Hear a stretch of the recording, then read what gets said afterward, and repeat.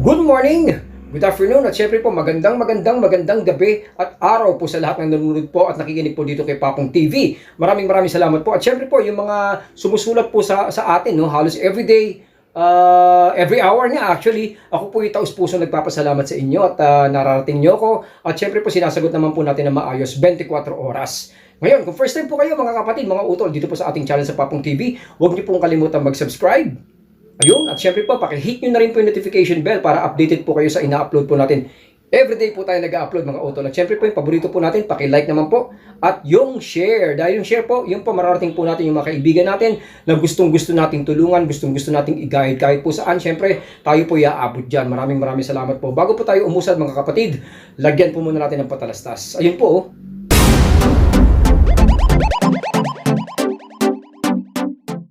Okay mga utol, ito po sobrang in demand, sobrang halos laman ng ating comment box at syempre po yung ating page, lagi pong merong ganitong klaseng tanong.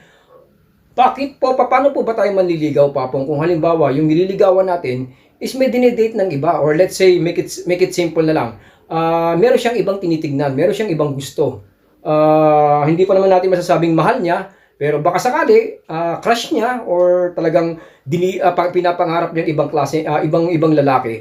Ngayon, gusto mo siyang ligawan, paano pong gagawin natin? Ano po yung mga steps at tamang mindset po para umusad po tayo at para makapenetrate naman po tayo sa kanya? Alamin po natin yan.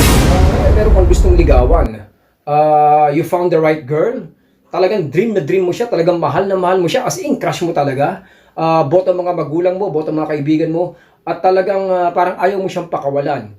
Pero, along the way, nabalitaan mo po sa kanya best friend na sekreto, meron siyang ibang gusto. And let's say yung gusto niya is hindi mo kilala or kilala mo, pero isang klaseng lalaki na tipong talagang gustong-gusto niyang ligawan siya, gustong-gusto niyang makilala, madikitan, or let's say meron po siyang dinidate na medyo type niya, nabalitaan mo pong ganun. So ano pong gagawin natin? Napakasakit niyan kasi hindi naman po pwede ituloy natin basta-basta. Kasi pag tayo po dumiretso, humakbang po tayo papunta po sa kanya, maaari pong mag-backfire. Yung lagi ko sinasabi, makakasama kasi hindi po natin pwedeng ipilit. Kung hindi uukol, hindi po bubukol sa ngayon. Ang malaking tanong nga po, alin sa dalawa? Nabalitaan po natin, tayo ba'y tatalikod, susuko, tatakbong papalayo? O tayo po'y maliligo, magpapabango at susugod? Alamin po natin sa dalawang yan kung ano po ang dapat nating tahakin. Kapatid, alam kong nandito ka dahil syempre gusto mong malaman yung sagot. Nandito po si Papong TV, lagi pong tumutulong. Ituturo po natin ngayon kung ano po yung pwedeng gamitin natin. Hindi naman masasabi natin na lahat po to pwedeng i-apply sa lahat. Kasi lagi nga pong minsan sasabihin, hindi pwede sa akin yan, Papong, hindi ko kayang gawin. Pero at least meron po tayong idea na hindi naman eksakto pero pwede nating gamitin, di po ba? Ngayon, ito na po siya, no? Ituturo po natin ng mabuti. Kung ito po ay maiintindihan natin ng lubusan, solve na po ang problema. Pero kung tayo po ay mainipin, lagi po tayo nag-i-expect, lagi po tayong overexcited, at the same time nagkakaroon ng anxiety sa mga gusto nating ligawan, medyo mahihirapan po tayo. Pero it doesn't mean na tayo susuko. Mag-a-adjust lang po tayo ng bahagya mga kapatid. Makikinig lang po tayo. At pag natama na po natin yung mindset na ganoon, sigurado po ako ma-achieve po natin yung ating iniirog. First and foremost, we need to analyze. Lagi ko naman po sinasabi yan sa mga previous vlogs ko. Especially in terms of panliligaw, lagi po unang-una po mga utol, i-analyze po muna natin saan tayo lulugar. Ito na po yung pinakatama siguro. Ginagamit naman to sa panliligaw kahit saan, lalong-lalo na po sa point ngayon. We have to be not available, pero kailangan hindi po tayo mag-disappear. Yun. Kailangan po hindi tayo ganun ka-available.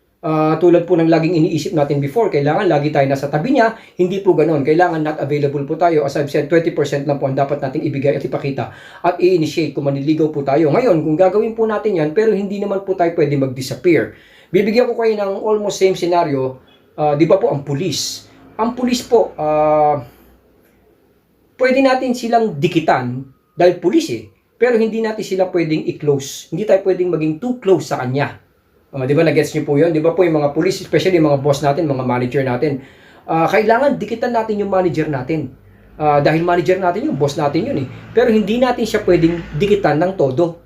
O, di ba? Kasi alam niyo na, unless na best friend mo siya or what, pero hindi pa rin. So ganito po yun. Ito po kailangan nating magpakita, pero wag sobra.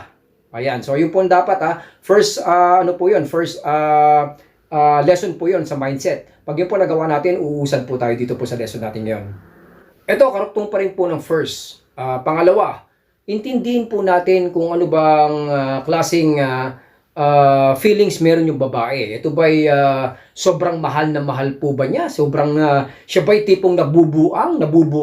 Pagka ganun po mga utol, ang pinaka-the best po rito, walk away. Layuan nyo na po muna kasi hindi po maganda yung sitwasyon. Tayo po'y madadamay lang, tayo po'y baka masaktan pa po tayo. Hindi po maganda. I'm not saying na alam ko mahirap yun, hindi natin pwede basta talikuran ng isang pag-ibig lalo na iniiro po natin. Pero kung ganun po ang sitwasyon, lumayo po muna tayo. Hindi po natin, madalas po kasi mga lalaki ganito eh. No, papong, I think kailangan niya ako, kailangan ko siyang tulungan. Bro, tandaan nyo, galing na po ako dyan, napag-aralan ko na po yan, hindi po magandang experience. Mas maganda po, bigyan nyo po muna ng space kung ganun po yung sitwasyon. Baka po hindi kayo naniniwala, pero I've met a lot of people, girls, na ganyan ang sitwasyon talagang, especially no high school, then going to college, hindi po sila makarecover. Ewan ko kung bakit, buang na kung buang. Ganun po talaga, I've seen the worst. Ganun po talaga katindi. Pagka sila po ay na-in love, talagang hindi po sila makarecover, hindi sila makabangon until now. Di ba? Okay, then second po, dun po sa sitwasyon na yun, kung halimbawa, hindi naman siya uncertain siya, then it's okay, take your chance. Kumbaga, hindi naman natin kailangan, sige sabihin na natin medyo mahal mo siya, pero stable naman siya, hindi naman siya buwang, okay, you can go ahead, take your chance, pero meron po tayong procedure na dapat gawin. Basically, hindi po tayo pwedeng lumigaw, kasi ganito po yan, may mga level nga akong diniscuss before, di ba hindi siya pwedeng pasukin ng pasukin. Dito po ang gagawin po natin, to be honest, sa lahat po ng mga nakikinig po dito sa Papong ngayon, is kailangan po talaga kaibiganin po natin. Wala na po tayong ibang way. Yun lang po muna ang dapat natin danasin. Kaya nga po sabi ko kanina, be patient, huwag tayong mainipin. Lagi ko sinasabi sa mga sumusulat sa akin, huwag po kayong maapektuhan sa karibal nyo. Dapat yung karibal nyo ang naapektuhan sa inyo, hindi po kayo. Kasi dapat kayo po yung nagbibigay ng saya sa kanya. Kahit po as a friend lang muna, okay lang po yun. The situation goes on dito sa number 3. Isipin po natin, alalahanin po natin mga kapatid, meron pong isang guy na hindi naman nagpapagulo pero iniisip niya at the moment. Ngayon darating po tayo, hindi po natin pwedeng i-goal o ilagay sa isip natin, targetin natin na pupunta ako doon para mag-change yung mind niya. Hindi po natin dapat gawin yun. So ang mangyayari po dito, wag po muna tayong liligaw. Kaya nga po sabi ko, number 3, kaibiganin po muna natin. Wag nating pilitin na mag-change yung mind niya. It will not happen. So, ipe-penetrate po natin yun. Kailangan na gawin po natin doon. Mawin po muna natin yung kanyang tiwala, yung kanyang interest, at syempre po yung respect. Alagaan po natin yun. Kasi the moment na nanligaw po tayo, parang sinisira po natin. Parang nangyari is parang sinisira niyo po yung bakod niya. Feeling niya kasi minsan ganun. Nasisira po yun, nawawala po unang-una po yung respect. So, dapat po alagaan po natin yung tatlo. Respect, trust, at syempre po yung interest. Our main goal, or isa sa mga main goal natin dapat dito, hindi yung for her to love you agad. Hindi po yun mangyayari. It will not happen. So, ang goal po natin dito, yun nga, sabi ko kanina, nire-remind ko lang ulit, is to win her trust. Win her trust, and syempre, for her to want you more. Paano po nangyayari yung mga to want you more na ganyan? Sa malilit na bagay, like for example, today, napatawan nyo siya ng konti, mga 2-3 jokes. Bukas, hahanapin niya yun. So, kailangan, unti-unti, dahan-dahan, na-achieve niyo yung mga for her to want you more. Dahil hanapin mo kumbaga bilang kaibigan, di ba, may siya iniisip mo, okay, tropa to si nasa kaya yun, di ba, tawagan ko kaya. Kaya nga po, pag nanligaw po tayo, iba na po yun. Ibig sabihin nun, parang inaapakan na po natin yung mga nilalagay niyang barriers. Sa una, so hindi po magandang example yun. Scenario po dapat is kaibiganin po muna natin ang isang babae na meron pong tinitignan ibang guy, ibang lalaki. Utol, make a connection, magtanim. Habang magkaibigan po kayo, magtanim po tayo, cultivate. Kasi nga po, sabi ko nga po, lalaki, mag-grow, imposibleng hindi.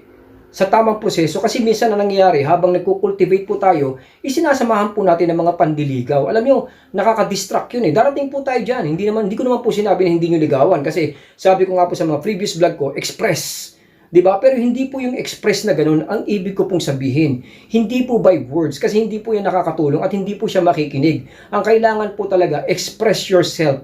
Yung sarili po natin, iparamdam po natin. Minsan ganito yan eh. Ipakita natin sa kanya na okay, hindi ako yung gusto mo, pero nandito ako sa iyo. Para sa iyo, ako yung nandito. Minsan mga ganun, malalaking bagay na po sa isang babae yun. Kaya cultivate po muna, wag po muna tayong dumiskarte. Ito sana maintindihan po ng lahat. Ang key, pumunta ka sa kanya, kausapin mo siya, dikitan mo siya, kaibiganin mo siya in a more innocent way. Ano pong ibig sabihin nun? Inosente. Wala ka pong target, wala ka pong goal. Kumbaga lahat po ng mga vlogs po ni Papong kasi dikit-dikit eh. Yung mga sinabi ko yesterday, yung mga sinabi ko nung isang araw, karuktong din po to. Kung mapagduduktong-duktong po natin, makukuha po natin yung tamang mindset. Ito po sasabihin ko lang kasi po baka mangyari. May mga pinaka-forbidden po pagka meron pong gusto or meron pong gustong ibang guy yung nililigawan po o iniirog or crush po natin. Kasi nangyayari po yan sa mga previous experience ko rin po at nakakausap ko, nababanggit nila. Ngayon, nagkakaroon po ng commotion, nagagalit yung babae sa kanila, tinatanong nila ako, Papong, ano pong nangyari? Kasi po ganito po yun eh, wag po natin banggitin, as I've said dun sa vlog ko na may karibal, wag po natin banggitin. Dapat po hindi po niya nakikita na apektado po tayo dun sa other guy, lalong-lalo na po yung parang tinatanong natin yung feelings niya. Ang nangyayari po kasi parang it's an insult eh. Parang nai-invade po natin yung kanyang pagka-isolated. Hindi naman actually privacy, isolation kasi feeling niya kasi isolated siya sa mga bagay niyan at hindi mo na dapat malaman. Ngayon, kung gusto mong malaman, maghintay ka kasi sasabihin niya sa'yo. Pararating naman niya sa'yo kung karapat-dapat ka. Pero at the moment na nagsisimula po tayo mag-cultivate ng friendship at trying to win her trust, hindi po natin dapat banggitin. Parang, ganun ba? Okay lang. Parang hindi ka affected kung sino man yung crush niya o narinig mo na ba. Kasi nahihiya din po sila. At pag nangyari po yan, maniwala po kayo sa akin, magba-backfire yan, magkakaroon po ng isang matinding commotion at mauuwi pa po kayo sa away. Kasi may mga kausap din po ako ngayon at the moment sa aking page na ganyan po ang nangyayari sa kanila. Kaya tinutulungan ko po at tiniremind ko na po yung mga tao dyan na nakikinig na dapat wag po natin gawin. Pinaka-forbidden po yan, paalala lang.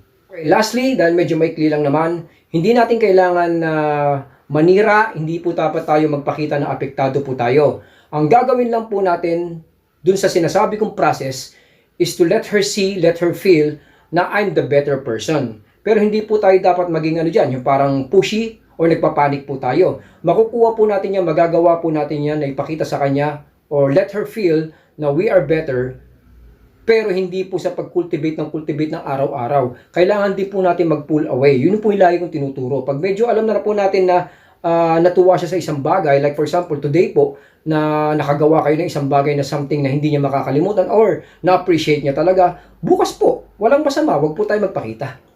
Di ba?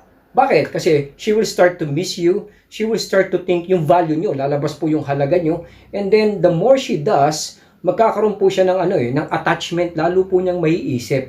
I'm not saying na ganun kabilis na makakalimutan niya yung dream boy niya. Di ba? Hindi ganun. Pero at least, umuusad, natututo na po siya, nalalaman niya kung gaano kakahalaga. Yun nga po yung value mo. And then, sabi ko nga po, like kung nire-remind, baka hindi nyo pa po napanood yung other vlogs ko, ang pag-develop po ng isang pag-ibig, ng isang pagmamahal, nangyayari po yan over time kung wala po tayo. Huwag po nating isipin na kasi, madalas kasi, lagi kong sinasabi, yung mga tao parang Papong gusto ko siya makita, gusto ko siya makausap, laging ganun, laging yung point niya move forward. Pero hindi po advisable yun. Kailangan po dito, wala po kayo. Doon po nade-develop ang isang pagmamahal. Mga utol, yun na po yun ha. Sana po nakatulong po tayo as always at lagi naman po tayong naghahatid ng mga topic na naiisip natin. Depende rin po sa mga nagiging ka-chat natin dyan. doon din tayo kumukuha kung ano po yung matinding problema na pwede pong makatulong si Papong TV. Maraming salamat po. Siyempre po, yung lagi po nating ipinapaalala, mag-ingat po tayo, mahalin po natin ang ating pamilya, bantayan po natin ang mga mahal natin sa buhay. Maraming salamat po. Suportahan po natin ang mga YouTuber na Pilipino at siyempre po salud po at mahal po kayo ni Papong TV. Maraming salamat po, Papong TV.